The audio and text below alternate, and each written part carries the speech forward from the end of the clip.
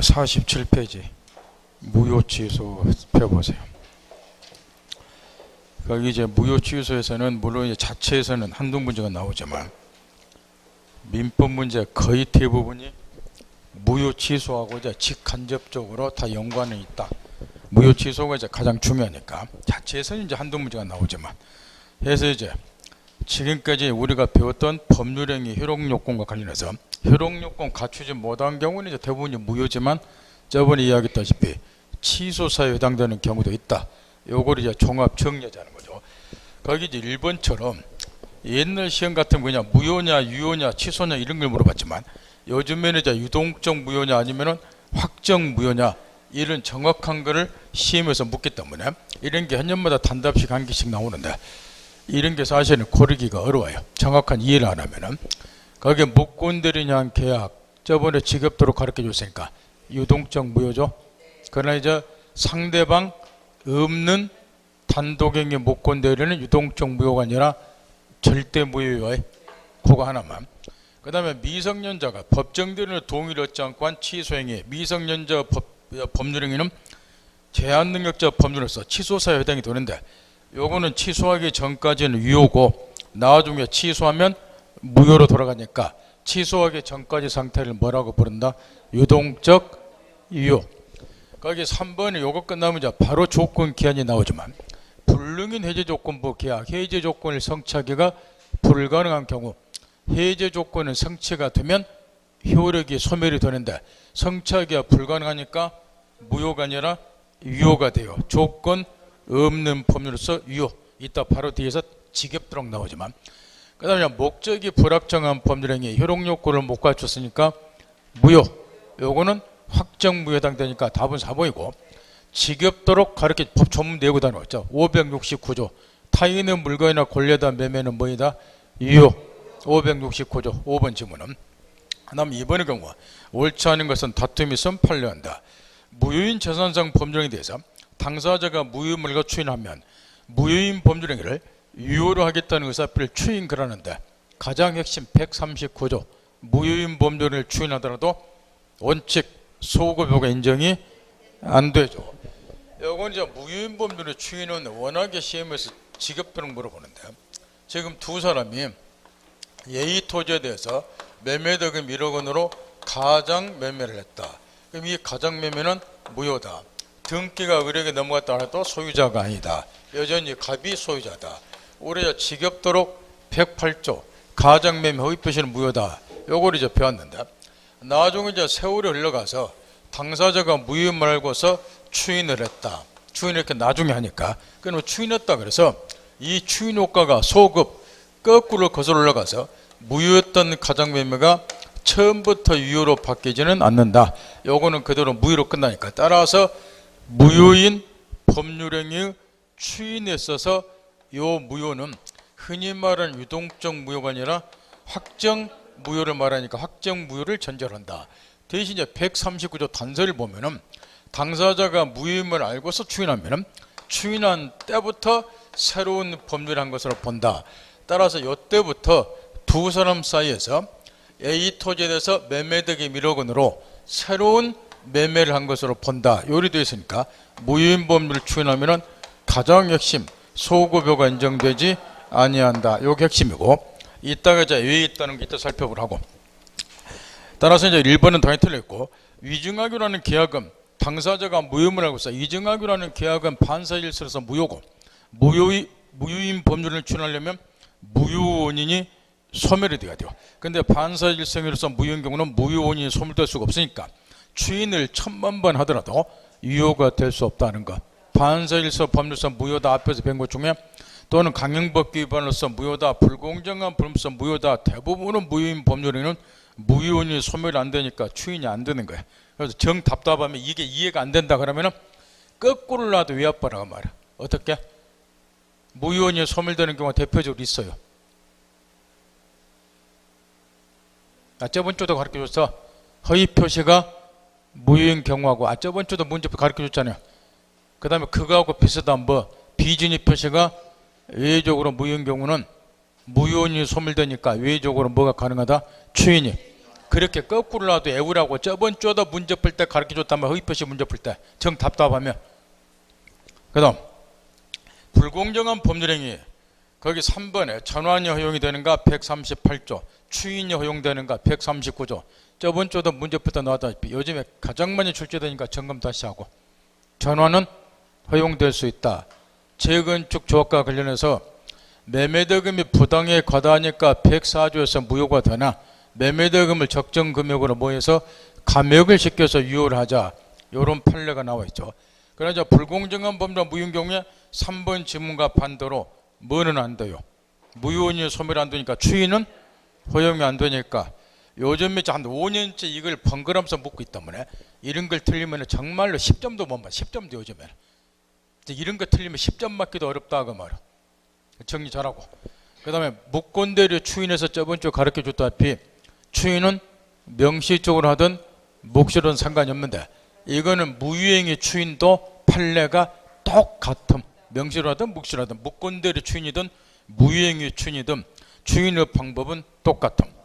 5번의 경우는 왜 우리 시험이 이제 이 점만 한 번씩 물어보냐면 무유의 개념을 제대로 이해하고 있나 그래서 자주 물어보는 게 이 점을 한 번씩 물어보는 게 5번 그 지금 판례였고 무효는 당사자에게 채권 채무 바꿔 말하면 권리 의무가 발생이 안 되죠. 그러니까 외관상으로는 권리를 침해하는 것처럼 보이더라도 외관상으로는 채무불이행이 있는 것처럼 보이더라도 실제로는 권리 침해도 없고 채무불이행도 있을 수가 없죠. 무효니까 그에 따른 손해배상 청구할 수 없지요. 그냥 무효의 기본 개념을 이해하고 나서 묻는 거니까 있다고 틀리면 정말로 점수 딸 거 없고 이제는 옳지 않은 것은 1. 이번은 맞는 거라 했죠. 법조문 그대로 추인한 때는 새로운 법률을 한 것으로 본다. 2. 이 무효인 법률 추인과 관련해서 소급여가 인정되지 아니한다. 이와 관련해서 우리 시험에 출제된 판례는 그 밑에 2번 판례인데 맞는가 눈으로 확인하세요. 틀려있죠? 소급이 아니라 추인하면 가등기는 소급이 아니라 그때부터 추인한 때부터 그때부터 유효한 등기로 되니까 2번은 틀려있고 거기 3번 판례는 60년대 말 판례인데 뭐 요즘 시험에 나올 리는 없는데 여러분이 국사 시간에 배웠다시피 해방이 되고 나서 과거에 일본 놈들이 가지고 있던 농지를 다 몰수한 다음에 농민들에게 남쪽에서는 유상 분배를 해줬다. 농지개혁법을 시행하면서 그거는 국사 시간에 다 배웠을 거예요. 근데 농민들이 농지 대금을 낼 능력이 안 되잖아. 그래서 뭐 한 거야? 외상으로 농지를 분배했다 말이야. 몇 년 거친 몇 년 분할 상한 이렇게. 근데 이제 상한이 완료되기 전에 농민들이 그 농지를 매매하면 돼요 안 돼요? 안 되지. 그래서 매매하면 그 매매는 무효로 봤다는 거야. 그런데 상한이 완료되기 전에 그 무효인 농지 매매를 추인하더라도 요거는 일제 효력이 안 생긴다는 거야. 그런데 뒷구리를 썼다시피 나중에 뭐한 후에 상환 완료한 후에 그 매매를 추인하면 이것도 소급여는 당연히 인정이 안 되니까 언제부터 추인한 때부터 유효로 된다. 이런 스토리인데 이런 걸 말하는 놈 60년대 후반에 팔렸는데 요즘은 뭐 나올 일 없고 그러니까 내용은 그런 거다. 국사 시간에 다 배운 거 거기서 떠올리면 되고 그 다음에 허위표시는 당사자가 합의했다. 다 칠판 보세요. 여기 지금 허위표시에서 무효라고 말이에요. 그럼 이거를 나중에 추인하더라도 139조 법문 추인 효과가 소급이 돼서 이 무효였던 가장매매가 처음부터 유효로 바뀌지 않는다. 요거는 이제 확정 무효다. 대신 이제 무효임을 알고서 추인하면은 요때부터 A 토지에 대해서 매매금 1억 원으로 요 무효인 가장매매하고 동일한 내용을 가진 새로운 매매가 요때 체결된 걸로 보니까 이게 이제 139조 단서 소급여가 인정이 안 된다. 그럼 이 말을 또 풀게 되면은 이게 무슨 의미라는 거예요. 소급여가 인정이 안 되니까 A 토지에 대한 소유권은 자 요때 2009년 3월 21일 날 이런 일이 있었다. 추인은 2017년 5월 10일 날 했다. 그러면은 A 토지에 대한 소유권은 얘가 지금 A 토지를 매수하기 위해서 이걸 추인한 거죠.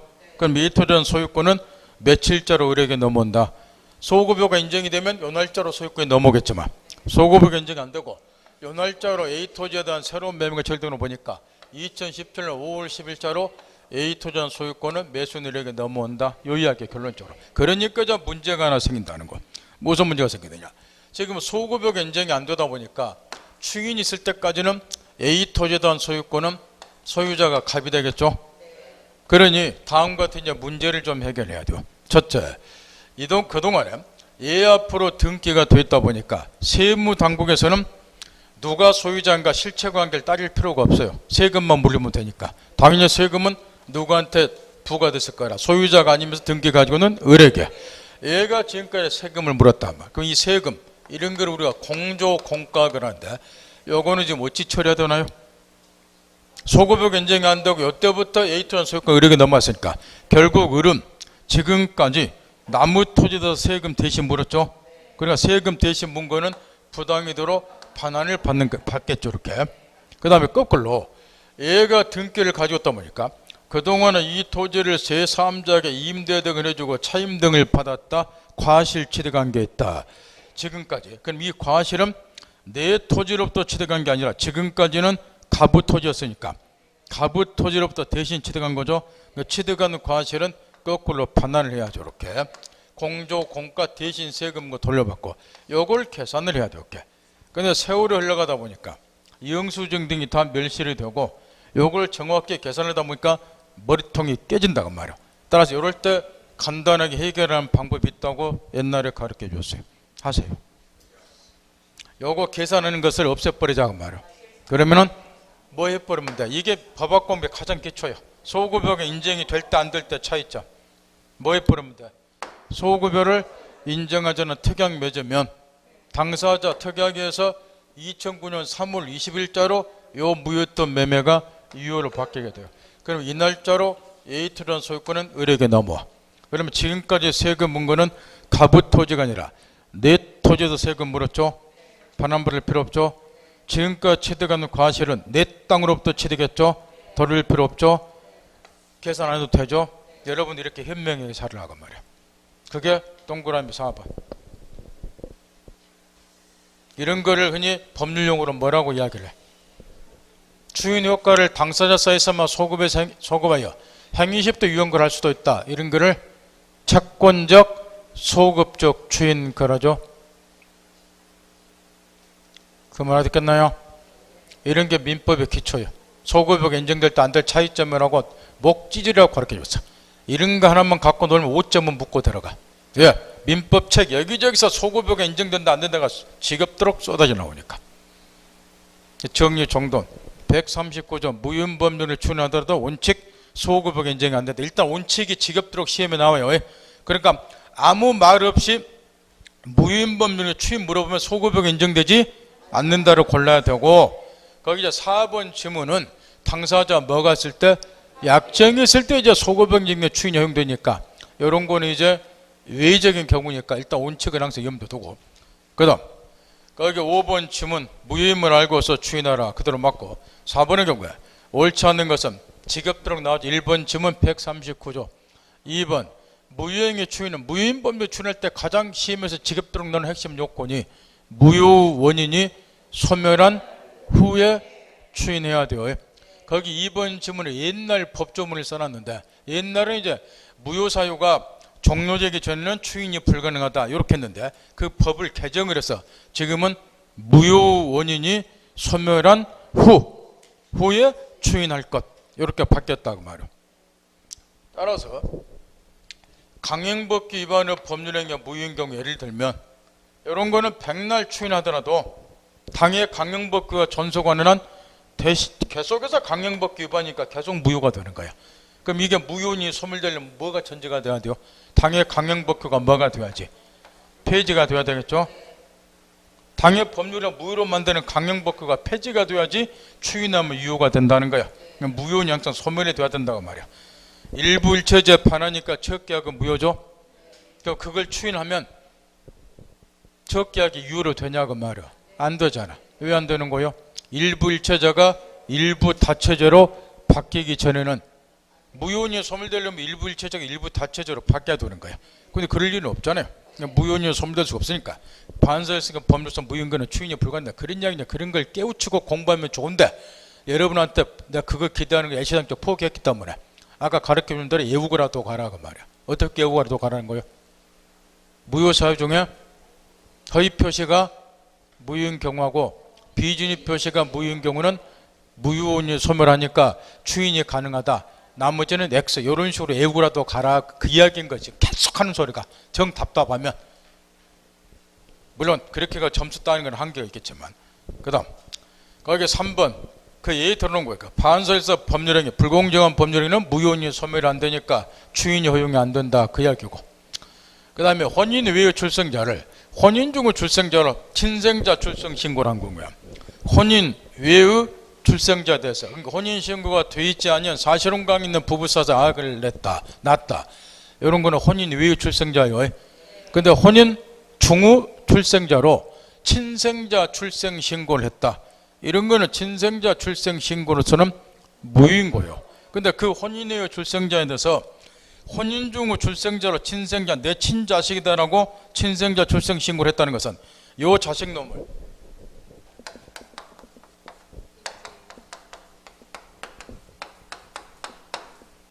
요 인지라는 말은 뭐 시험하고는 상관이 없는데 우표딱지 인지를 말하는 게 아니고 혼인 외의 출생자에 대해서 혼인 외의 출생자에 대하여 상부 또는 상모가 새끼를 낳은 상부 상모 또는 상모가 자기의 자라고 상부 또는 상모가 자기의 내 새끼다 그러면 자기의 자라고 인정하는 가족법상의 범죄를 인지그래. 그럼 혼인 외의 출생자에 대해서 혼인 중의 출생자로 친생자 출생 신고했다 내 새끼라고 친생자 출생 신고했다면 무효가 되는 거예요. 혼인 외의 출생자니까. 근데 이거는 결국 이 혼인 외의 출생자를 내 새끼로 인정하겠다는 의사표시는 될 수 있잖아요. 그러니까 무슨 신고로서는 효력 인정이 된다는 거예요. 인지신고로서는 이런 거를 무효행위 전환 거래. 근데 이런 거는 역대 여러분 시험에 나올 일 없는데 옛날 강의할 때도 가르쳐줬다 했대. 이건 중견목 아무 상관이 없잖아요. 무효행위 전환은 가장 모델은 판례가 4번 판례인데 이런 거 여러분 시험에 낼 일 없고 중개사 시험이니까 그 대신에 뭐가 여러분 시험에 무효행위 전환이 쏟아 나오더라. 옛날에 이런 이야기를 해줬단 말이야. 무효행위 전환은 기본 개념 이외에 여러분 시험에는 거의 나온 적이 없는데 나올 적이 없는 이유를 내가 가르쳐 줬어요. 그 모델에 대한 판례가 이런 거기 때문에 이건 여러분 엄마하고 상관이 없잖아요. 그러니까 출제를 안 했는데 2010년 이후에는 무효행위 전환이 여러분 시험에 계속 나오고 있단 말이에요. 그 이유를 또 가르쳐 줘. 그 이유가 뭐 때문에? 아까 문제 풀어봤잖아. 앞에 문제에서 재건축 그렇죠. 불공정한 그것 때문에 재건축 사업적 관련해서 법률행위가 무효가 됐을 때 매매대금을 적정금으로 감액시켜서 전환을 허용하자 그 판례가 나오다 보니까 그게 여러분 엄마가 관련 있고 그래서 이제 불공정한 법률행위가 무효인 경우에 전환 허용되는가 이게 시험에 쏟아 나온다고 말이에요. 그걸 배경을 가르쳐 줬다는 거. 그런 걸 좀 배경으로 깔고 공부하면 기억도 오래 하니까. 뭐 알겠나요? 그러면 또 하나만 묻는다 말이에요. 18번 문제 봐보세요.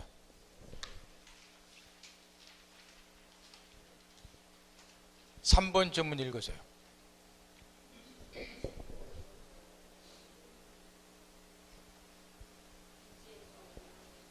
이게 뭐인가요?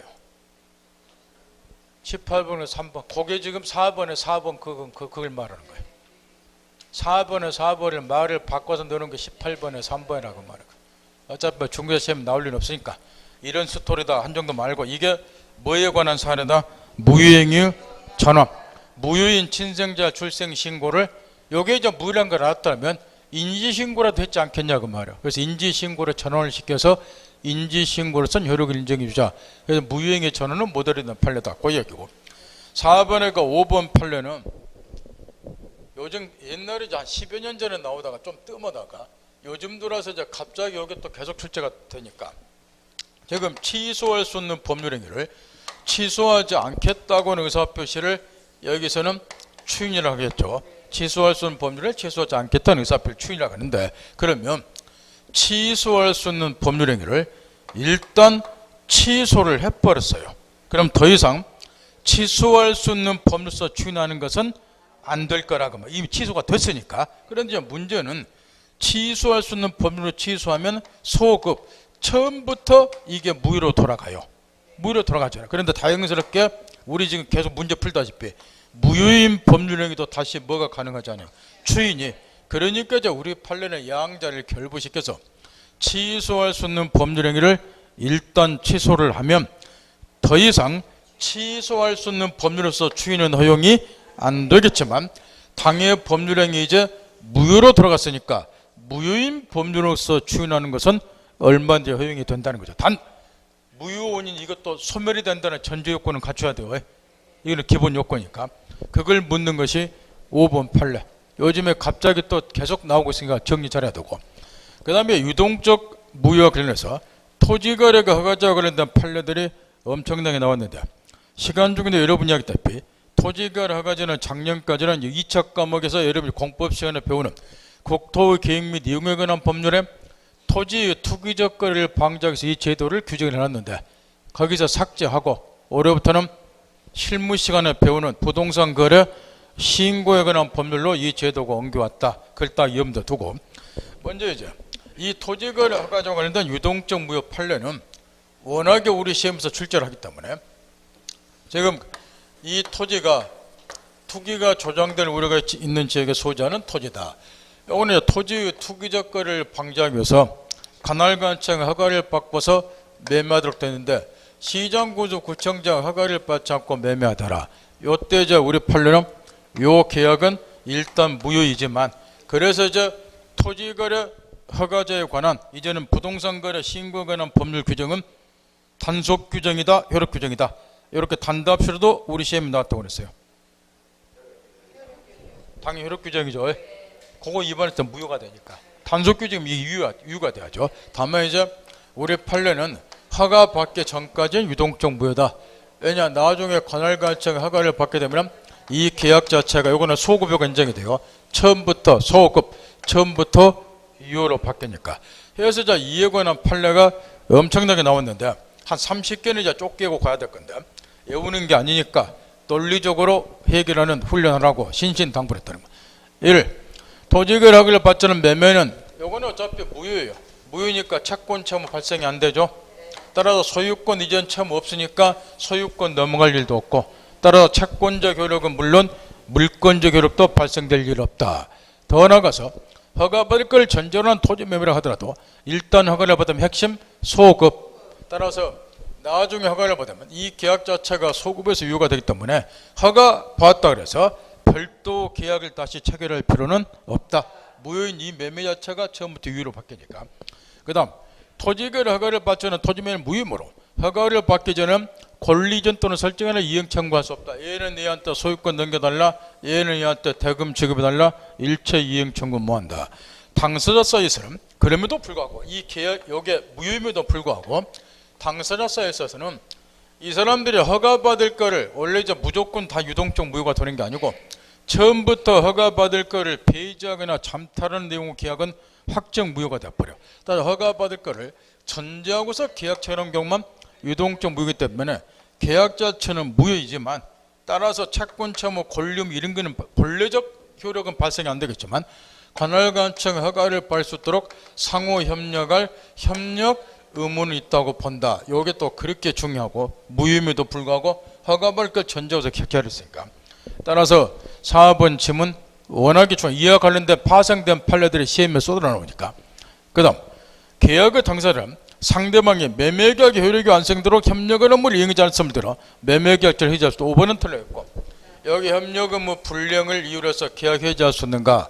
여기서 이제 주된 채무를 이행할 때 원래 채무 불령에 따라서 언제는 해제 사유가 되는 게 아니고, 계약의 목적 달성과 직접 관계가 있는 주된 채무를 이행할 때 해제 사유가 되는 거고, 매매 같으면은 소유권 이전 의무, 대금 지급 의무 이런 게 주된 채무죠.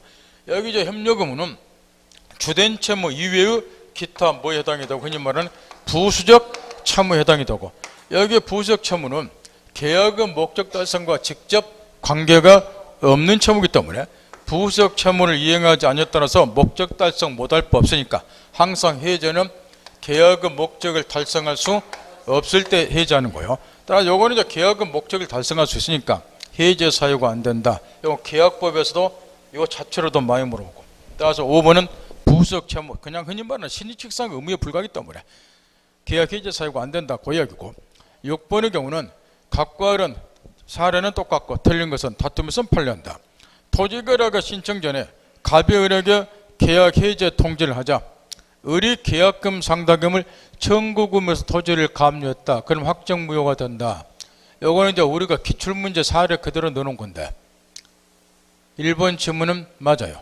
그 1번 지문이 이제 이렇게도 나오지만 이걸 여러분이 암기한식으로도 출제한 경우도 있고 암기한도라면 1번은 뭐 해당이 되나 이거?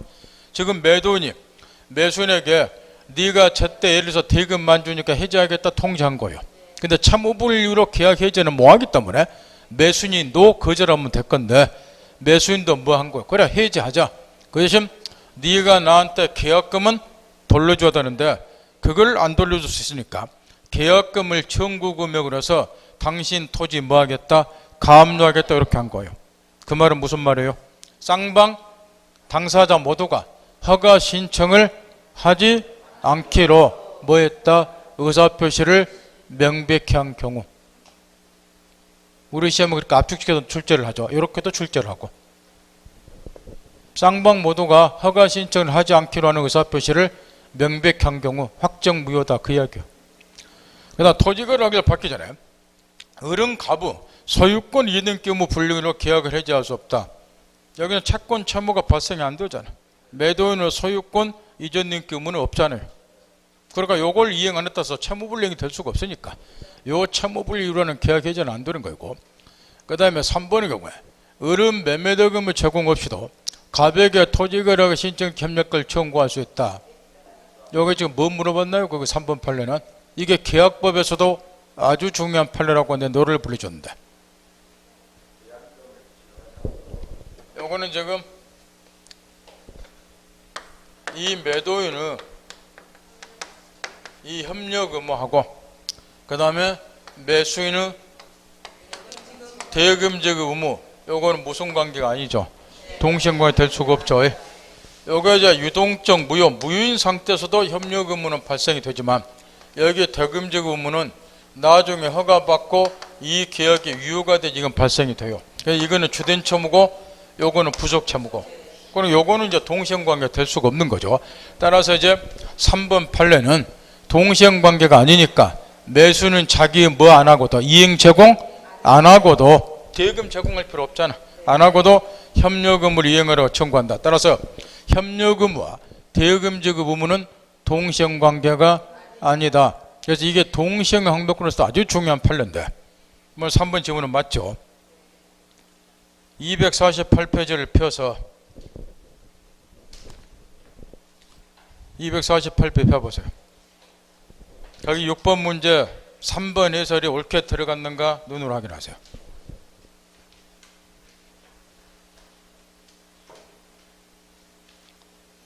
(6번) 문제 3번 해설 읽으면서 제대로 해설이 들어갔는가 여러분이 스스로 판단하라고 말이야.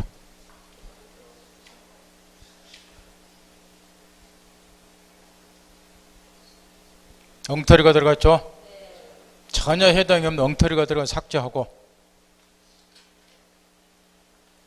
6번에 3번에 엉터리 들어가 있잖아.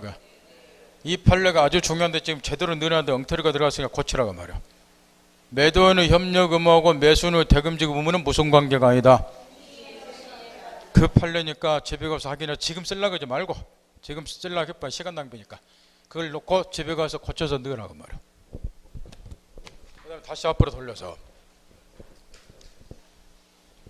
4번 지문에 매수인이 토지거래가 신청 결제 협력하지 않고 매매계약을 일방적으로 철회한 경우 그런해서 매도인이 손해를 입었다. 그럼 매도인 값은 매수인으로 돼서 협력의무 불능과 인과관계 있는 손해배상 청구할 수 있다. 당연히 정확히 맞고 5번 판례는 우리 시험도 돈 문제가 이렇게 하면 자주 물어보는데 5번 판례를 몰라서 틀린 사람은 아마 없을 거예요. 합격권에 들어간 사람이. 근데 지문을 잘못 읽어서 틀린 사람 많으니까 지문 잘 읽으라고 신신당부를 했는데 계약이 지금 맞고절에 유동적 무효라고 딱 전제를 했어요.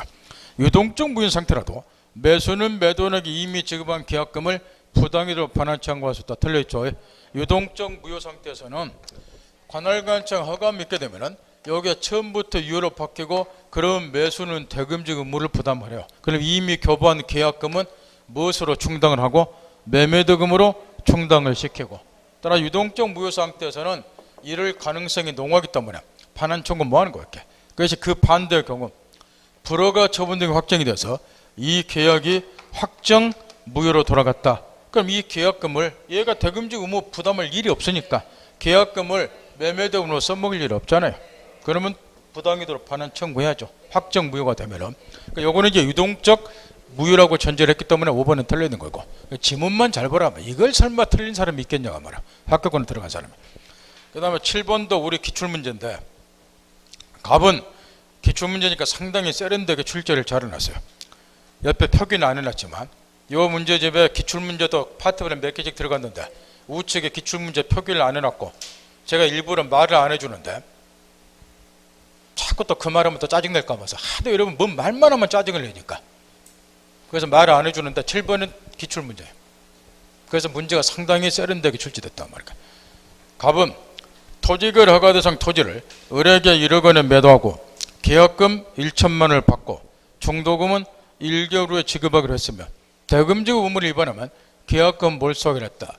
전통적인 토지거래 허가에 관련된 사례는 6번처럼 주로 출제하는데 간단하게. 근데 7번은 상당히 세련되게 출제를 해놨어요. 여러분 시험에서. 아직 허가를 받지 못한 경우 다음 설명으로 옳은 것은 다툼이 있으면 판례한다. 각벌의 계약은 일단 무효이라 을은 갑에게 허가 조건부 이전 등기 청구할 수 있다. 틀려있죠? 허가 받을 거를 조건으로 해서도 이전 등기 청구 뭐 하잖아요. 무효니까. 이번의 경우에 의료 중도금 지급은 선이행 의무이므로 중도금을 기일에 지급하지 않으면 위에 묻는 문구에 보면은 대금 지급 의무를 위반하면 계약금은 몰수하기로 한다. 위약금 약정을 맺어놨죠. 그러면 이 경우에 만약 2번 지문처럼 매수인이 중도금을 전월세 지급 안 하면 차후 불이행. 그럼 이 약정대로 계약금은 위약금으로 매도인이 몰수할 수 있는가? 그걸 묻고 있는 거예요. 이건 계약 자체가 무효잖아요. 무효니까 채무 불이행이 있을 수가 없잖아요. 그러니까 위약금 약정도 당연히 효력이 없음. 그렇죠? 잘하시네. 그렇게 하시면 돼. 위약금 약정 효력이 없어서 계약금을 손해배상금으로 몰수할 수 없음. 그러니까 상식적인 이야기인 거예요. 그 다음에 3번의 경우에 매수인의 귀책 사유로 거래계약이 확정 무효가 됐을 때 귀책 사유가 있는 무효로 만듦에 있어서 귀책 사유가 있는 매수인도 계약의 무효를 주장할 수 있다. 3번은 정확히 맞아요. 이걸 뭐 묻고 있냐 그러면은 만약에 이 계약을 확정 무효로 만듦에 있어서 귀책 사유가 있다 그래서 무효를 주장 못하게 만들어 버리면 그 사람한테 이 계약이 유효가 되는 거예요. 그러면 큰 난리가 나쁘라. 왜냐? 토지거래 허가제를 뭐 때문에 두고 있는가? 제도 취지를 생각을 해보세요. 한마디로 말하면 토지의 투기적 거래를 방지하기 위해서 이 제도를 두고 있고 그래서 관할관청 허가를 받지 않으면 계약은 무효로 만드는 거예요 지금. 그런데 무효로 만듦에 있어서 귀책사유가 있다 그래서 무효를 주장 못하게 만들면 토지의 투기적 거래를 방지하기 위해서 이 제도를 두게 된 제도 취지에 반하게 된다는 거예요. 그래서 3번 지문은 정확히 맞아요. 제도 취지를 항상 생각하는 거예요. 그 다음에 4번의 경우에 이거는 깜박하면 속는데 갑이 토지거래가 협력을 하지 않은 경우 을은 손해배상 예정에 해당하는 위약금 약정 1,000만 원 그 계약금 1,000만 원 몰수하기로 위약금 약정을 맺어놨으니까 그 약정에 따라서 1천만 원의 손해배상을 매도인에게 청구할 수 있는가? 깜박하면 속는데 요건 안 되는 거예요. 물론 이 경우에 이제 협력 의무를 매도인이 이행하지 않은 경우 아까 위에 그 6번 문제가 나왔다시피 6번 문제 어디 있었는데 6번에 그 4번 지문에 나왔다시피 협력 의무를 이행하지 않으면 상당 협력 의무 불량과 인과관계 있는 손해배상은 별도로 청구할 수 있네요. 그러나 여기 약정한 것처럼 참무 이행 안 하면 계약금 몰수하기로 한다. 이건 위약금 약정을 맺어놨는데 이 위약금 약정도 효력이 없는 거예요. 따라서 이에 따른 1,000만 원을 손해배상으로 청구는 당연히 못해요. 그럼 뭐는 할 수 있어요? 협력 의무 불량과 상당 인과관계 있는 손해배상은 별도로 청구가 가능해요. 아까 그 6번에 그 4번 지문에 나와 있는 판례처럼. 그 다음에 5번의 경우에 이것도 조심해야 될 것이 갑이 목적 토지를 제3자에게 처분할 염려가 있더라도 이 사안에서 매수인이 가만히 보니까 매도인이 이 토지를 다른 놈한테 팔아버릴 낌새가 보이더라. 그럼 못 팔도록 막아야죠. 거기에 처분, 금지, 가처분 신청이에요. 그런데 여러분 이야기했다시피 이 처분금지 가처분 신청을 하려면은 무조건하고 얘가 이 토지를 다른 놈한테 팔 김석에 따라서 이 매수인이 처분금지 가처분 신청하는 게 아니고 처분금지 가처분 신청에서 보전이 되는 피보전 권리가 있어야 돼요. 내가 이러한 권리를 가지고 있는데 아가 이 토지 팔려고 하니까 못 팔도록 막아주세요. 여기에 있어야 된단 말이야. 이제 피보전 권리란 말 정도 알아들을 실력은 되죠? 근데 구별해서 정리 잘하라고 말이야. 우리 판례가 2개가 나와 있잖아. 이때 하세요. 하나만 물어봅시다. 이 경우에 이 소유권 이전 등기 청구권을 보존하기 위해서 처분금지 가처분 신청이 가능하다? 이거는 안 된다. 소유권 이전 등기 청구권을 보존하기 위한 처분금지 가처분 신청은 허용이 된다 안 된다? 이건 안 되죠. 이 권리는 없잖아요. 매수인이 이 권리를 가지고 있지는 뭐하다니까요. 그러니까 이걸 보존하기 위해서 처분금지 가처분 신청 안 되는 거야. 근데 뭐 가지고는 처분금지 가처분 신청 허용이 돼요. 이거는 없어 매수인한테. 그러니까 이걸 보존하기 위해서 처분금지 가처분은 안 되는 거야. 이게 협력 의무 이행 청구권이죠. 협력 의무는 있잖아. 그걸 이행하라고 매도인에게 청구할 권리는 있잖아. 따라서 협력 의무 이행 청구권을 보존하기 위해서 무엇은 가능하다? 처분금지 가처분 신청 가능하니까 이걸 구별 잘하고 외우는 거 아니라고 그러네. 이게 요거는 매수인이 이 권리는 없잖아. 그럼 이걸 보존하기 위해서 처분금지 가처분 신청 안 되지만 요거는 가지고 있잖아. 협력금 이행 청구권은. 그래서 이걸 보존하기 위한 처분금지 가처분 신청 허용이 되니까 이걸 구별해서 정리 잘하라고 말이야. 이제 외우는 거 아니에요. 이 말을 알아들어요? 이게 외우면 안 되는 거라고. 이런 거는 상식이잖아요. 이게 매수인한테 이 권리는 없어. 그러니까 이걸 보존하기 위해서 처분 가처분 얘가 그럴 거 아니에요. 뭐? 그러고 소유권의 청구권 야 이 새끼야 니한테는 이런 권리 없어야 이렇게 할 거 아니에요. 얘가. 근데 뭐는 요거는 있잖아요. 그 말 알아들어요? 그 다음 8번의 경우도 확정무효냐 확정유효냐 이런 단답식을 하도 많이 출제하는데 여기서 이제 확정추로 유효인거를 이제 거꾸로 고르는 것이고 우리 실제 문제도 이런 것들이 엄청나게 쏟아나오고 간헐간청의 불허가 처분이 있으면 확정무효로 돌아가죠. 허가받을 거를 전제로 한 경우 유동적 무효이기 때문에 처음부터 허가받을 걸 배제하거나 잠탈한 내용의 계약도 확정무효고 아까 앞에 나왔다시피 당사자 쌍방이 허가 신청 협력금 이행 거절 의사를 명백히 표시한 경우 이 사례가 바로 아까 앞에 나온 6번의 1번 사례라 그 이야기야.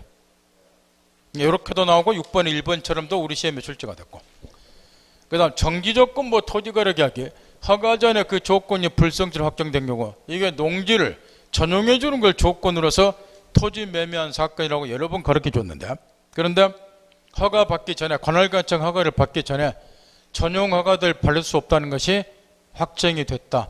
그러면 허가 받아도 이 매매는 유효가 될 일 없잖아요. 그러니까 허가 받기 전 상태에서 이미 뭐로 돌아간다?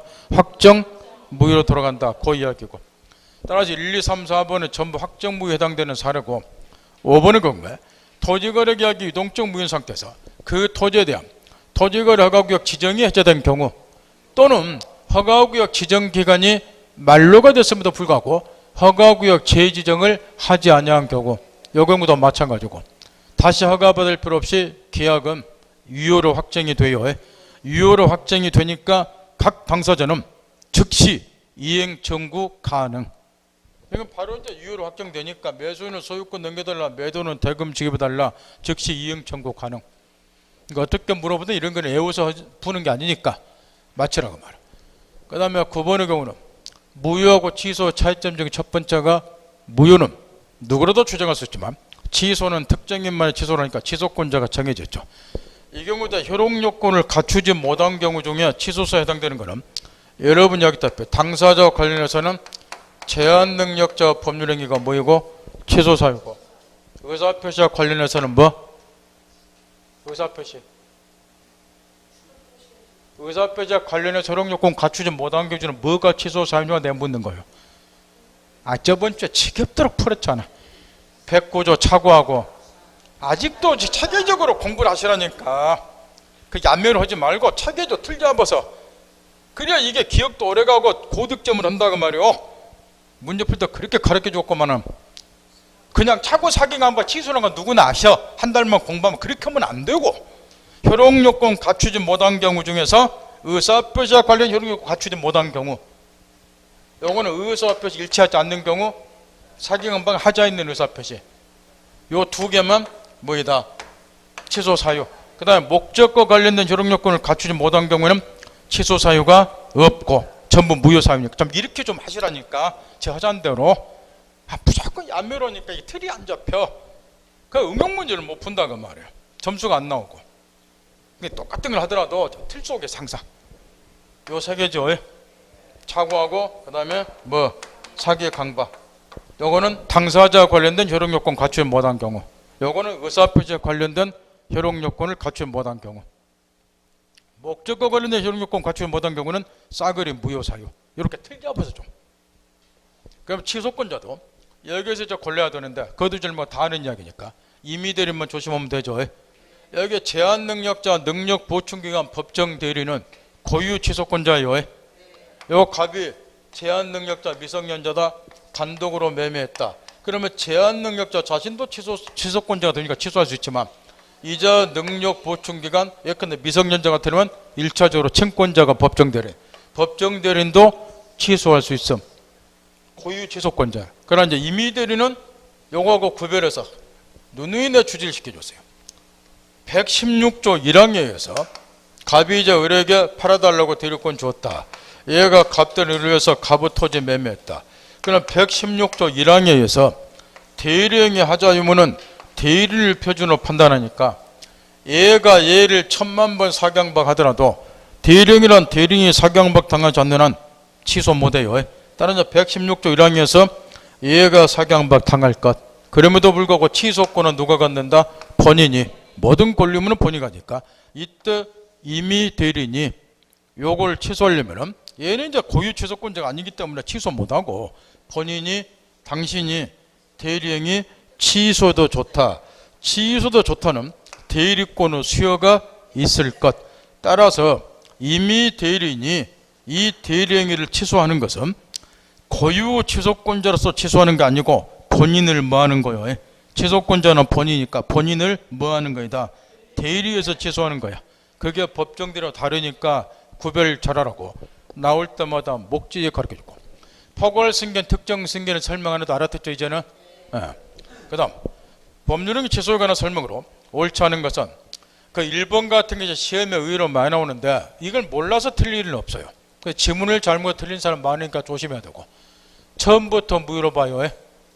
사기일로 취소한 법률행위는 그때부터 무효인 걸로 본다 이렇게 함정을 많이 넣는데 그러면 틀리겠죠. 소급의 인증이니까 처음부터. 그러니까 겸손하게 항상 하라고 말이야.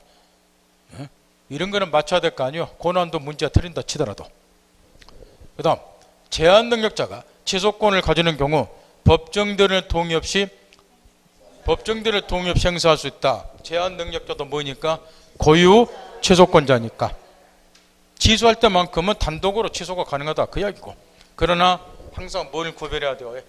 이것도 몰라서 틀릴 일 없는데, 여기 지금 제한 능력자다. 그러면 제한 능력자도 고유 취소권자니까 법정대리의 동의 없이 바꾸거나 단독으로 뭐는 할 수 있어요? 취소는 할 수 있죠. 왜냐? 여기 토지에 대해서 단독으로 매매해서 등기 넘어갔다 하더라도 제한 능력자 취소하면 소유권 찾아오니까 얘가 보호가 되잖아. 그러나 제한 능력자인 상태에서 뭐는 안 되는 거예요? 추인은 안 되니까 이건 몰라서 틀릴 일은 없어. 추인은 다시는 취소 못하게 돼. 그럼 영원히 소유권 잃어버려. 그럼에도 불구하고 능력자로 복귀가 되지 않는 상태에서 추인까지 해버리면 얘 보호가 안 될 거 아니야 말이야. 그러니까 제한 능력자는 최소한 뭐가 된 후에, 취소 원인이 소멸한 후, 그러니까 능력자가 된 후에 추인해야 돼요. 그러니까 이거를 몰라서 틀릴 일은 없고, 학교권에 들어간 사람이 지문 잘못 읽어서 틀린 사람은 무지하게 많이 읽어내. 분명히 지문에는 그 2번 지문은 뭐로 해놨어요? 취소. 근데 뭐로 바꿔치기도 잘하고? 추인으로. 그러니까 몰라서 틀릴 일 없는데, 하기자 근데 몰라서 틀린 사람 많이 있을 거예요. 근데 본인들이 실수해서 틀렸다고 창피하니까 떨어지고 나면 그렇게 이야기할 뿐이지. 저는 순진해서 그 말을 믿을 뿐이고. 그 다음 피성년 후견인은, 자 잠깐 칠판 다시 보세요. 지금 제한 능력자가 미성년자가 있고 피성년 피한정 후견인이 있고 그 다음 피성년 후견인이 있는데, 여기 미성년자고 피한정 후견인은 물론 같은 제한 능력자지만 피성년 후견인보다는, 피성년 후견인은 사무처리 능력이 지속적으로 결여된 자에 대해서 가정법원에서 성년 후견 개시 심판하면은 피성년 후견이 되는 거. 지속적으로 결여된 자. 그러니까 같은 제한 능력자지만 미성년자고 피한정 후견인이 아무래도 피성년 후견인보다는 조금은 일처리 능력이 뛰어나다고 말이야. 그러다 보니까 미성년자나 피한정 후견인은 법정대리인의 동의나 후견인의 동의가 있으면 단독으로 법률행위할 수 있다는 거예요. 그러나 피성년 후견인은 워낙 일처리 능력이 휩떨어지니까 법정대리인의 동의 얻어서도 단독으로 법률행위 못해요. 따라서 피성년 후견인이 법률행위한 경우는 언제나 취소사유에 해당이 돼요. 이렇게. 근데 이 원리가 추인의 경우도 그대로 적용이 돼요. 왜냐? 추인도 단독행위로서 법률행위다 보니까 미성년자, 자 원칙을 항상 전제하시고, 제한 능력자나 능력자가 된 후에나 뭐가 가능하다? 추인임. 그럼에도 불구하고 능력자가 되기 전에 미성년자고 피한정 후견은 법정대리나 후견인의 동의가 있으면 단독으로 법률이 가능하기 때문에 능력자가 되기 전에 미성년자고 피한정 후견은 법정대리의 동의 얻으면 무엇도 가능하냐? 그러죠. 추인이 가능하다는 거. 이것도 법률 일정이니까. 그러나 누구는 안 돼요. 피성년 후견인은 법정대리의 동의 없이는, 동의 얻었다 하더라도 단독으로 법률행위 못하기 때문에 피성년 후견인은 법정대리의 동의 얻었다 하더라도 추인이 불가능한 거예요. 이 차이를 이해하고 나서 묻는 것이 그 3번 질문입니다. 3번 질문 앞구절은 피성년 후견이라고 적어놨어요. 그러니까 맞는 거예요. 이거는. 근데 뭐로 바꿔치기 하면 미성년자나 피한정 후견으로 바꾸게 되면 법정대리나 후견의 동의에 둬서 단독으로 유효하게 추인할 수 있다는 거예요. 그 차이를 정리하라는 소리고. 그 다음에 또 우리 시험에서 물어보는 것이 4번 질문이에요. 여기 지금 제한 능력자가 직접 추인하고자 할 때는 얘는 능력자가 된 후에 추인을 해야 돼요. 취소원이 소멸이 돼야 되니까. 사기 강박 같으면 사기 강박에서 벗어나야 되고, 착오는 착오 상태에서 벗어나야 되고. 그런데 4번 질문, 법정 대리인도 추인이 가능한데 법정 대리인이 추인하고자 할 때는 취소 원인이 소멸한 후에 해야 된다. 이런 제한이 필요가 없다는 거예요. 우리 시험에 자주 물어봐요. 그 4번 틀렸어요. 따라서 이렇게 정리하시면 돼요. 얘가 제한 능력자인 경우 제한 능력자 본인이 직접 추인하고자 할 때는 취소원이 소멸한 후에 해야 되니까 능력자가 된 후에 추인해야 돼요. 근데 이자 능력 보충 위한 법정 대리인이 추인하고자 할 때는 그러한 제한이 필요가 없으니까 여기 제한 능력자가 되기 전이라도 법정 대리는 추인이 가능하다는 것. 하도 물으면 정리 딱 해야 되고. 그 다음에 거기 5번은 아까 앞에 나온 거를 압축시켜서 지금 해놓은 거예요. 법률행위를 취소한 후라도 무효행위 추인이 요건으로서 추인할 수 있다. 아까 앞에 나온 기다랗게 나온 8을 압축시켜 놓은 거예요. 취소할 수 있는 법률행위를 일단 취소하면 더 이상 취소할 수 있는 법률서 추인은 불가능하다. 그런데 이제 뭐로 돌아갔으니까 무효인 법률서 추인은 허용이 된다. 그걸 압축시켜 놓은 거란 말이야. 그 다음에 11번의 경우는 미성년자가 갑이 법정대리를 동의 없이 을에게 1천만 원의 물건을 매도하고 소유권을 이전하는 을은 다시 병에게, 순서는 갑을 병 순서니까 뭐 신경 안 써도 되고, 다만 이제 갑을 매도를 미성년자로 해놨고, 다음 설명으로 틀린 것은 1. 갑이 미성년자요 매매계약을 추인하는 경우 병이 아닌 을에게 한다. 이것도 시험에 아예 쏟아져 나오는데 이 사례가 뭐가 지금 오타가 쳐졌는데 찾으세요. 1번 질문은 워낙에 여러분 시험에 출제를 많이 해. 단답식 사례를 얻어. 그 오타가 하나 들어가 있어. 아주 중요한 오타예요 이게. 지금 뒤에 추인하는 경우 병이 아닌 의뢰가 한다. 순서는 갑을 매매하고 을과 병이 매매해서 순서가 갑을병으로 전전양도 됐는데 갑이 지금 미성년자니까 그 1번 오타가 하나 들어갔잖아. 고치세요. 여러분이 쏟아 나온다니까. 추인이 아니라 취소로 고쳐야 될 거 아니요. 추인이 아니라 취소로 고쳐야 될 거 아니냐고요. 그게 예습을 하나도 안 하고 갖고 왔어 지금. 취소 의사표현 누구에게 해야 됩니까? 여러분 시험에 쏟아져 나온다고 말이요. 여기 지금 요 갑이 미성년자이고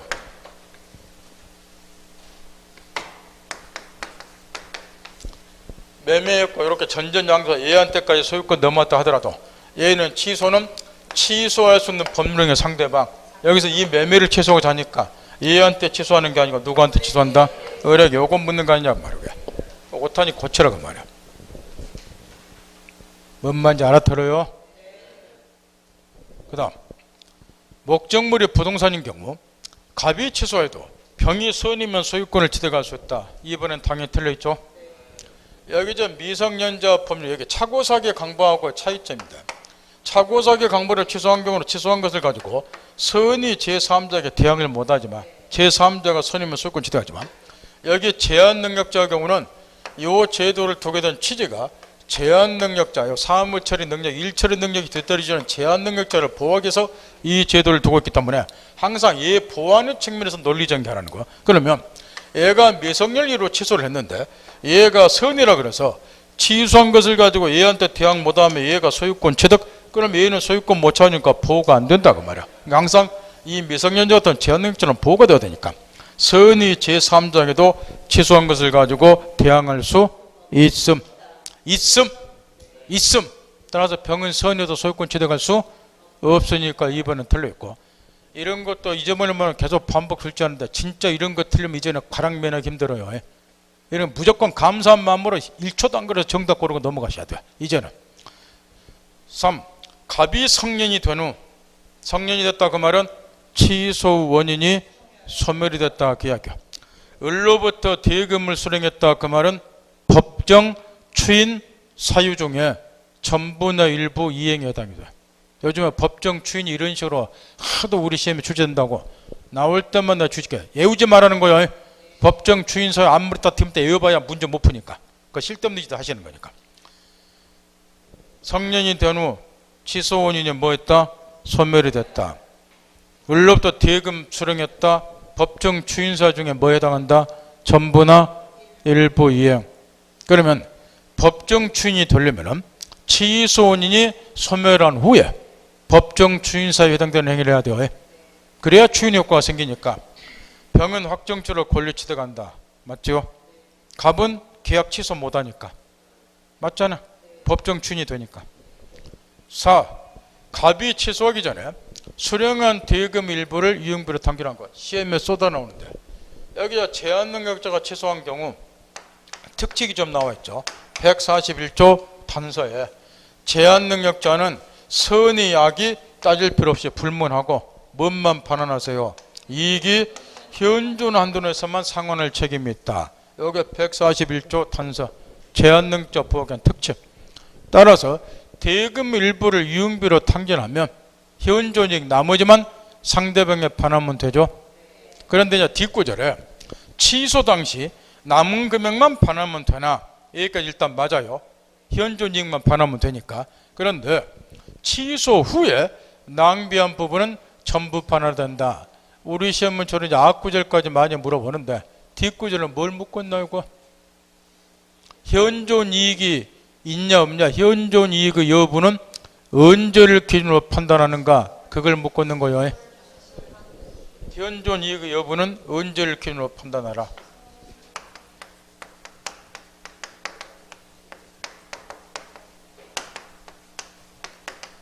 취소 시를 기준으로 판단하라 그 이야기예요. 취소 이후에 유흥비로 낭비해버린 것은 이거는 보호 대상이 될 수가 없다 그 이야기요. 취소 당시 취소 시를 기준으로 해서 현존이익이 있냐 여부를 판단하니까 그건 묻고 있단 말이야. 그 뒷구절은 따라서 취소한 이후에 낭비한 것은 보호 대상이 될 수가 없다. 그거 이해되는 거예요. 그 다음에 5번이고 이제 계약부 동시행관계에서 주로 물어보는 거 판례를 쓰는 건데, 취소하게 되면은 각 당사자 이행받은 걸 상대방에 반환해야 되는데, 이 반환해 주는 것은 동시에 반환 것이 공평하다. 그래서 동시행의 항변권이 인정이 된다. 그 판례를 이건 계약법에서 의외로 많이 출제돼요. 그 5번 판례가. 이런 거 틀리면 점수 따기 어렵고. 그 다음에 틀린 것은 취소권은 전형적인 형성권이다. 2번 이런 거 뭐 몰라서 틀릴 일 없는데 잘 읽으라고 말고. 취소하면 틀려 있잖아 2번은. 그러니까 그런 거 잘 읽으라고 말을 본시험에서. 처음부터 무효고등 2번은 틀렸고, 그 다음 취소할 수 있는 법률의 추인은 추인권자가 취소할 수 있는 행위를 알고서 추인해야 되고, 그 다음 취소할 수 있는 법률행위 상대방이 확정된 경우 취소는 상대방의 의사표를 한다. 5번은 일부 취소도 허용이 된다. 다 맞는데 13번 내려가서 5번 질문은 원칙이에요. 우리 시험에 잘 나오는. 차고에서도 가르쳐줬다며 법률행위 내용 일부분에만 차고 사유가 존재하면 일부 취소 허용이 된다. 그런데 13번의 경우 4번 질문 보세요. 12번에 5번이 원칙, 13번에 4번은 일부 취소 허용이 되더라도 어떤 목적 또는 목적물에 대한 법률행위가 존재했을 때 일부 취소 허용이 되기 때문에 어떤 목적물에 대한 법률행위가 존재하지 않은 경우는 일부 취소도 허용될 수 없다. 그래서 외적으로 판례 나오는 것이 13번에 4번. 무슨 이야기냐? 13번은 그 4번이 틀려있는데 다시 7번 잠깐 보세요. 지금 갑을 병으로 전전양도가 됐을 때 얘가 미성년이다. 아까 질문에 나왔다시피 지금 취소는 의뢰게 한다. 이렇게 지금 나왔단 말이야. 얘한테 하는 거 아니죠? 얘한테 하면 얘가 뭐라 하니까? 얘한테 취소하면 얘가 뭐라 그래요? 니하고 나하고 뭐 했길래? 요거 묻죠? 뭐가 없잖아. 취소하려면 가장 민법의 기본이 취소 목적인 뭐가 있을까? 법률행위가 존재해야죠. 이게 민법의 기초야. 취소 목적인 법률행위가 존재해야 된다고 말이야. 그래야 그 법률행위 취소하는 거야. 근데 두 놈 사이에서는 취소 목적인 법률행위 없잖아. 계약 체결한 적 없으니까. 여기서 취소 목적인 법률행위는 갑의 일과처럼 요 매매잖아. 요거 취소하는 거야. 이 상대방 그리고 얘한테 하는 거야.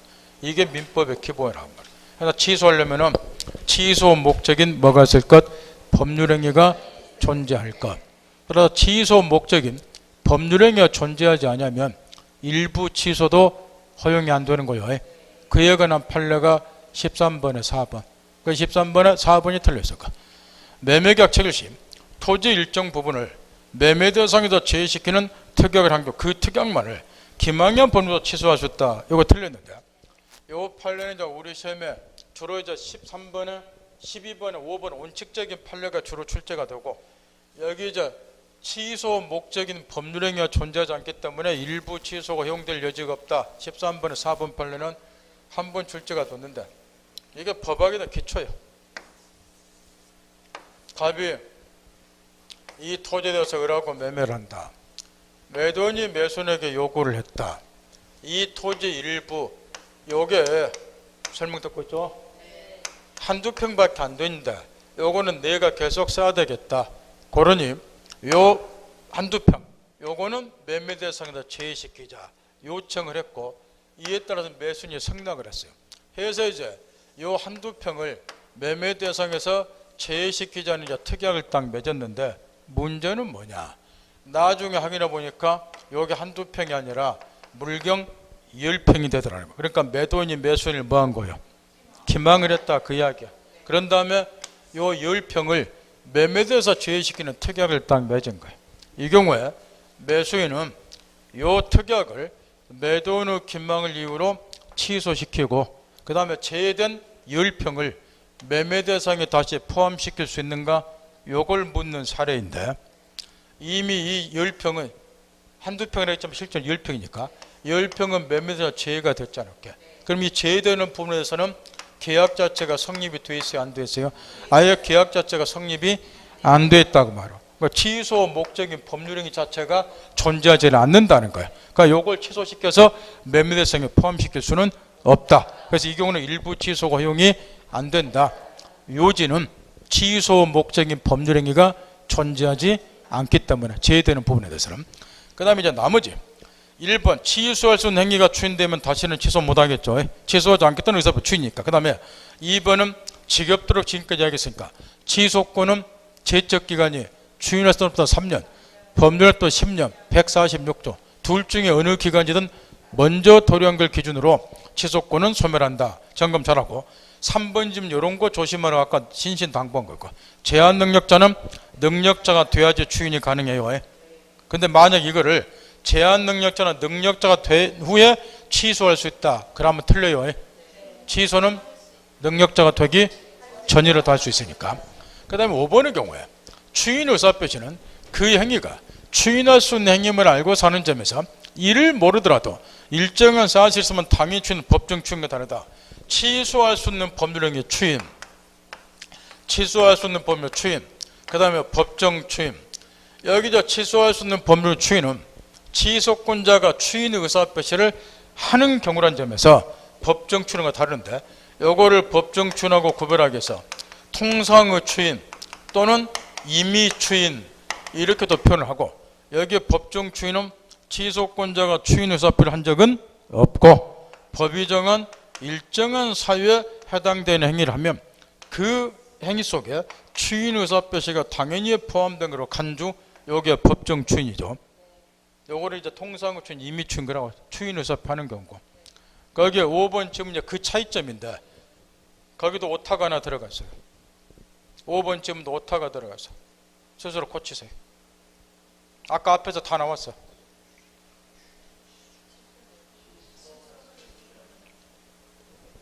취소할 수 있는 행위를 추인하고자 할 때는 뭘 알고서 해야 돼? 오타 들어갔잖아. 아까 앞에서 나왔고 추인이 아니라 취소로 고치고 취소할 수 있는 행위를 알고서 추인을 해야 되지만 법정 추인은 그럴 필요가 없다는 점에서 요건상으로 차이가 있다. 그걸 지금 5번 지문에 써놓은 거예요. 추인을 무엇으로 고치고? 취소로. 그 다음 거기 14번에 법정 추인 사유. 답은 이제 그 4번인데 이행의 청구하고 그 다음에 취소할 수 있는 행위로부터 생긴 권리 전분의 일부 양도 요 두 개는 특히 유념하라고 그랬죠. 이행의 청구하고 취소할 수 있는 행위로 인해 취득한 권리 전분의 일부 양도는 누가 하는 것만 취소권자가 하는 것만 법정 추인이 되고 상대방 쪽에서 이행 청구한다는 건 상대방 쪽에서 하는 것은 법정 추인이 이런 점에서 특히 중개사 시험에서는 누구는 마치로 잘 내주냐 그거 점검 딱 하고 4번만 틀렸잖아. 이제 이걸 가지고 이제 이런 식으로 내는 거는 촌놈들이 내는 거고 요즘 시험은 이제 15번처럼 내기 때문에 이렇게 냈을 때 쉽게 빨리빨리 풀어제게 된다. 15번처럼 갑은 의뢰에게 물건을 매도했는데 갑은 의뢰 사기에 의한 것이었다. 취소권자 매도인 갑 상대방을 아래 설명으로 틀린 것은 이제 법정 추인을 지금 예를 들어놨어요. 그 14번은 그 암기식의 그 문제를 내는 거고 15번은 그걸 풀어놓은 거고 15번을 갖고 훈련 열심히 하라는 거예요. 오히려 15번 같은 게 풀기 더 쉬워요. 왜? 읽으면서 판단만 하면 되니까. 과연 이러한 행위를 뭐 때문에 취소권자가 했을까 생각하면서 해보라고 말이에요. 1. 갑이 매매대금 일부를 수령한 경우에도 언제나 법정 추인이 되므로 느낌상으로 1번에 틀려있겠죠. 법정 추인 사유에 해당되는 행위에 따라서 언제나 추인 효과가 생기는 거 아니에요. 바꿔 말하면 법정 추인이 되는 거 아니라고 말이에요. 취소 원인이 소멸한 후에 법정 추인 사유에 해당되는 행위를 해야 돼요. 그 다음에 또 하나는 이 일을 보류하지 아니하고 해야 돼요. 근데 1번의 경우는 매매대금 일부를 취소권자가 수령한 것은 추인 사유 중에 전분의 일부 이행에 해당이 되죠. 말라고 매매대금을 받았냐 취소할 생각이 없으니까. 그래 법정 추인사유에 해당되는 행위는 맞는데 그 따라서 언제나 추인되는 거 아니잖아. 취소 원인이 소멸한 후에 이러한 행위를 해야 된다 말이야. 더 나아가서 이 일을 보류하지 아니냐고 해야 된다. 따라서 1번은 일단 틀려있고, 그러니까 사유는 전분의 일부 이행을 예에 들어온 거예요. 제 말 알아듣겠나요? 그 다음에 2번은 그거, 갑이 사기에서 벗어난 후, 여기 아주 의미심장한데 그 뭔 소린가요? 기망상태에서 벗어났다. 그 말은 취소 후 원인이 소멸했다. 그 이야기예요. 이런 게 꼭 전제가 되어야 된다고 말이에요. 우리 시험도 최근에는 이인청 뭐 하더라고? 지문을 꼼꼼하게 만든다 말이에요. 그러니까 정확하게. 취소는 소멸됐고, 을에 대한 대금 채권과 매도니까 을에게 대금 채권 같겠죠? 대금 채권과 자신의 참물. 근데 매도인 갑이 매수인 을에게 예를 들어서 한 1,000만 원 줄 거 있더라. 내용 파겠나요? 자기는 매매대금 몇 근데 1억 원 받을 거 있고, 그러면 1,000만 원을 뭐 하면 되죠? 상기하죠? 그런 다음 매매대금 9천만 원 받으면 될 거 아니에요. 뭐 하려고 상기했을까요? 이 계약을 취소할 생각이 없으니까. 이것도 일종의 전분의 일부 이행에 해당이 돼요. 상계도. 3번은 갑이 사기에서 벗어나 취소인이 소멸됐다. 매수인 을에 대한 대금 채권을 담보하기 위해서 여기까지.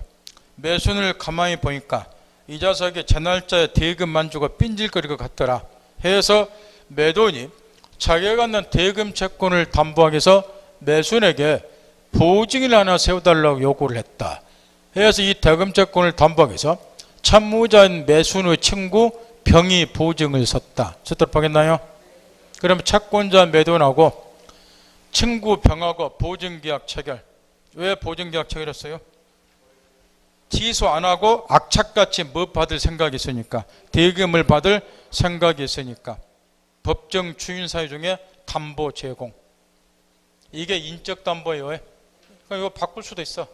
대금 채권을 담보하기 위해서 참무자인 매수인의 건물 위에 저당권을 설정받았다. 이렇게 물적 담보로. 그래도 법정 추인. 취소하지 않고 대금을 악착까지 받을 생각이 있으니까 담보 제공 요구했을 거 아니냐 그 말이야. 생각이면 다 상식적인 이야기들은. 4. 갑이 사기에서 벗어난 후 또 취소인이 소멸됐다. 을에 대한 대금 채권. 요게 곧 취소할 수 있는 행위로 인해 취득한 권리죠. 요 매매가 취소할 수 있는 법률행위고, 그로부터 취득한 권리가 대금 채권이잖아. 취소권자 입장에서는. 이 대금 채권을 전부 또는 일부 제3자 병에게 양도했다. 왜 양도했을까요? 요 매매 계약을 취소해버리면 대금 채권이 없어져요. 근데 이 매매로부터 생긴 대금 채권을 양도했다는 것은 앞으로 을과의 매매 계약을 뭐 할 생각이 없으니까, 취소할 생각이 없으니까 양도했겠죠. 요게 이제 취소할 수 있는 행위로 인하여 취득한 권리 전분의 일부 양도인데, 뒤에다가 함정을 하나 넣어놨어요. 채권을 양도할 때는 양도 사실을 채무자에게 통지해주라. 우리 교재에 지겹도록 나오는 이야기죠. 근데 뒷구절은 뭐라고 해놨어요? 채권 양도했을 때 매수인인 채무자 을에게 양도 사실을 통지를 안 했다 그 말이에요. 그래도 법정 추인이 되는가? 요걸 함정을 넣어놨는데, 통지를 하지 아니하더라도 통지하는 것은 뭐 때문에 통지하는 거예요? 한번 물어나 봅시다. 하도 나오니까. 요 사례에서 요 갑이 이제 매수인에 대해서 1억 원짜리 대금 채권을 간다. 요 매매로부터 이거 취득했다. 요거를 양도했다. 취소할 생각이 없으니까 양도했다. 그 이야기인데, 그럼 채권 양도할 때 양도 사실을 얘한테 통지해 줘야죠. 그래야 채권이 이전된 사실을 알고 얘한테 대금을 주니까. 그래서 양도 사실을 통지하라 이렇게 돼 있는데, 여기서는 양도 사실을 통지 안 했다고 슬그머니 뒤에다가 꼬시는 소리를 하나 넣어놨단 말이야. 양도 통지 안 하더라도 법정 추인이 되냐고. 요거는 해당이 없어요. 양도 통지하는 것은 단순히 양도 사실을 채무자에 통지함으로써 양도했다는 사실 가지고 채무자에게 대항하기 위해서 통지하는 거예요. 이 채무자에 대한 대항 요건에 해당이 되는 거예요. 따라서 이거하고는 해당이 없이 양도하면 양도 자체로서 취소할 생각이 없다는 거니까 법정 추인이 되는 거예요. 양도에 통지하는 것은 채무자에 대한 대항 요건에 불과한 거고. 그 다음에 5번의 경우에, 근데 아까 4번에서 뭐 조심하라 그랬어요? 아까 14번 문제 이야기하면서 그 4번 지문에서 취소할 수 있는 행위로 인해 취득한 권리 전분의 일부 양도는 뭐 특징이 하나 있으니까 물어본다고 했잖아요. 취소권자가 양도하는 것만 법정 추인돼요. 요 상대방이 이제 매수니까 소유권 이전 등기 채권 같겠지만, 요 매매를 취득한 요걸 양도하는 것 추인하고 아무 상관이 없겠죠. 취소권자가 양도하는 것만 법정 추인된다. 그거 조심을 아까 이야기했던 거고. 5번의 경우에 갑이 사기에서 벗어나 또 취소원인이 소멸이 됐다. 갑이 을에 대한 대금 채권을 소멸시키는 대신 이 경계라고 하는 것, 법정 추인 사유 중에 경계라고 하는 게 들어갔는데, 이것도 이제 옛날에는 구의 시험 때까지는 우리 본 시험이 한자로 나왔기 때문에 이런 것도 한자로 이렇게 나왔어요. 다음 중 묻는 물음 자체가 이렇게 옆에다 토도 안 달아주고 법정이란 말을 안 써주고 그냥 한자로 다 물어봤어. 다음 중 법정 이렇게 추인 사유에 해당하지 않는 걸 골라. 이거 토도 안 달아주고 이렇게 못 읽으면 문제 못 푸는 거예요. 그 다음에 지문도 경계로 한자로 딱 냈어. 가로 열고 닫고 토도 안 달아주고. 이게 9회 때까지 이렇게 나왔어요. 옛날 사람들 한자 모르면 공부 자체를 할 수가 없었어. 그때 맨날 데모했던 게 뭐였냐, 나는 민법 실력 출중한데 한자 못 읽어서 시험 못 보니까 그 뭐더라고 띠들고 데모한 거야. 9회 때까지. 그래서 그 다음에는 한글로 내준 거예요. 근데 우리 교재도 좀 한자로 써졌어. 그 선생님들 들으면 한자 토 달아주는 게 일이었고, 옛날 그런 시절도 있었어요. 근데 그분들이 공부는 훨씬 잘했어. 왜? 그 한자 공부가 다 하면서 공부했기 때문에. 여러분 너무 편하게 공부하시는 거죠. 근데도 이게 힘들다고 맨날 뭐 하니까. 옛날에 이거 엄두 나겠어 이게? 예? 공부 시작 못해요 아예. 읽지를 못하니까. 본인이 한자 공부를 계속 해야지 5편 들고. 요거를 이제 한자로 하니까 토를 달 필요가 없는데, 요거 이제 요즘은 한글로 낸다고 말이야. 읽을 때 조심하라고 말이야. 요거를 이제 경계로 읽어도 상관이 없고 갱계로 읽어도 상관이 없는데, 요게 다시 경 다시 갱자야. 경으로 읽어도 상관없고 갱으로 읽어도 상관이 없단 말이야. 다시 경 다시 갱이니까 요 바꿀 개자야. 뜻풀이 해보세요. 다시 바꾼다는 의미죠. 그 이야기야. 경계는 따라 이쁘게 포장하면 참후 주요한 내용을 변경하여. 그러니까 옛날 분들은 요 딱 단어 보면 느낌이 탁 오는 거야. 뜻풀이 해가지고. 그때 시절이 그리워요. 참후 주요한 내용을 변경하여 신참후를 성립시키고 구참후를 소멸시키는 계약을 경계라고 그래요. 참후 주요한 내용을 변경해서 다시 바꾼다 그 이야기니까, 변경해서 신참후를 성립시키고 구참후를 소멸시키는 계약을 경계. 주로 이제 일반적으로 읽을 때는 경계라고 많이 읽고, 우리 시험도 한글로 낼 때는 이렇게 주로 출제를 해요. 경계로. 그러나 이제 갱계로 읽어도 상관은 없어요. 의미는 똑같은 거니까. 그러니까 갱계라고 쓰더라도 왜 이걸 가르쳐 주냐고, 옛날에 배꼽 잡는 이야기들이 있었기 때문에. 분명히 우리가 이제 한글로 읽을 때 이렇게 읽어서 한글 이렇게 하는데 이렇게 내버리니까 이게 뭐예요? 하고 또 빵점 맞고 나오더라는 거예요. 똑같은 의미예요. 그래 이런 걸 방지하기 위해서 한자로 내는 게 옳다는 거예요. 한자로. 옛날처럼. 제 말 알아듣겠나요? 일반적으로 경계로 읽으시면 돼요. 거기 5번 지문을 음미해 보세요. 그 5번이 뭐인지 한번 해보세요.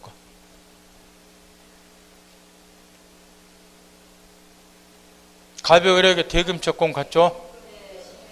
그런 다음 뭐 했나요? 그건 면제해 주는 대신에 을이 갑에게 5일간 일해 주기로 했죠? 그러면 참후 주요한 내용이 바뀌었죠? 원래 매순의 참후는 대금 지급 참후죠? 근데 참후가 뭐로 바뀌었어요? 5일간 노무를 정일 참후로 바뀌었죠? 참후 주요한 내용을 변경해서, 그럼 무슨 참후가 성립해서 새로운 참후가, 그게 뭐 여기서는 노무 제공할 참후, 구참후는 소멸했죠? 뭔 참후가 소멸했고? 대금 참후는 소멸하고, 대금 참후는 소멸했잖아요. 왜 이런지 그랬을 것 같아요? 계약을 취소할 생각이 없으니까 생똥산 짓거리를 했지 않냐 그 말이에요. 취소할 생각이 없으니까 이런 경계계약 체결했다 그 이야기야.